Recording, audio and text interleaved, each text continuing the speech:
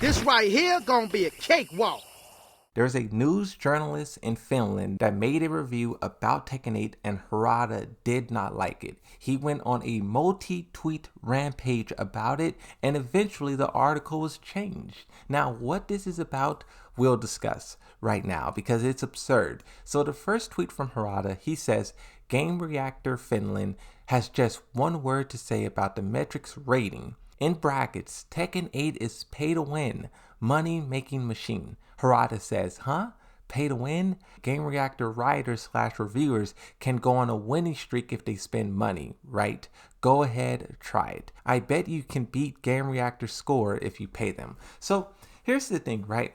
I don't know why they call Tekken 8 pay to win, but they call Tekken 8 pay to win. Harada did not like it. But if you talk about Tekken 7 was definitely pay to win. Lydia, Kunimitsu, Zafina, Leroy, Fakaram. So it's like pay to win is definitely something Tekken has been taken hold by, and we're all expecting it to repeat itself with Tekken 8. Eddie's probably going to be a top tier busted character and whatever DLC they do afterwards. Pay to win is definitely something that Tekken 8 is familiar with. So to see Harada have such a negative reaction is it's funny, but also shocking because one, the journalist doesn't know what they're talking about, but two, we'll see how this tweet age. We'll see if this tweet age from Harada like milk or not. Okay, so the next tweet from Harada, because everyone started to respond and talk about it. So someone says you have to spend money.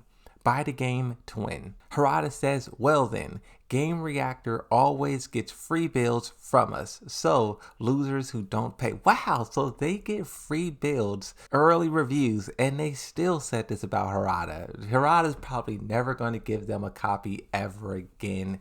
Oh my god, losers who don't pay. Someone says, oh, I see.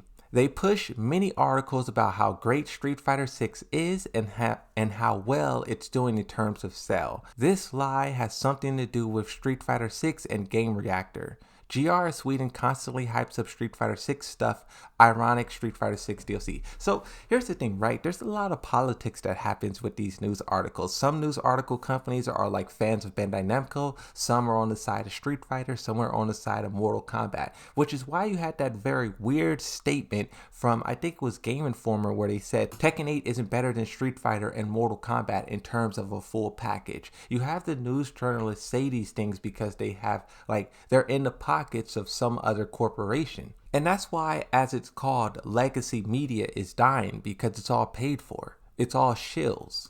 Harada responds to this and says Game Reactor will write a very negative article when Tekken 8 DLC is released. These people don't have an unbiased point of view. Compare this to other media review scores, only they are obviously not objective. Now, Tekken 8 is brand new, right? It's still pretty a new game. And I do want to see how this game progresses, because Harada, if you look at the Harada's bar he did probably a month ago, he learned a lot of things from Tekken 7. He said he basically nerfed Azuzina before the character even came out because he didn't want people to say she was broken.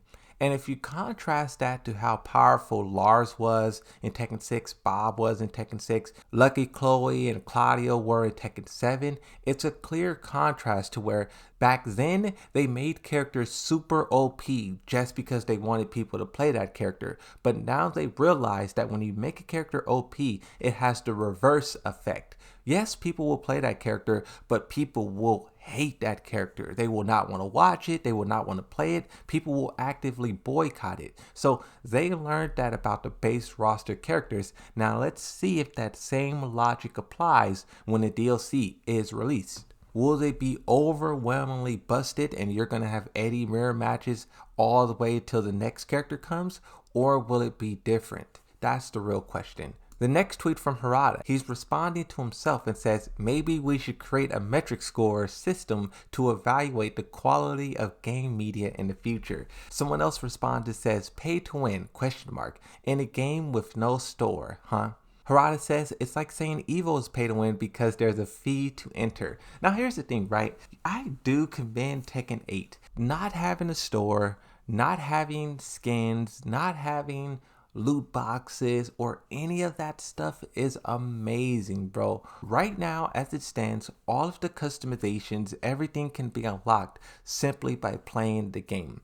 This is not something that could be said about many other games, Street Fighter, Mortal Kombat. I think that's so cool that they do really try to emphasize giving the player as much as the game is possible. Like, you really can play Tekken 7 and maybe Tekken 8, we'll see, without buying any DLC and have an amazing experience.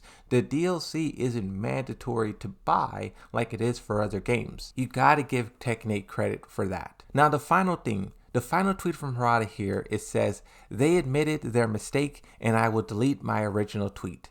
Thanks all." So after getting a spanking, cheeks clapped by Harada, the Game Reactor news article changed itself. It's situations like this where I just want to see how it plays out.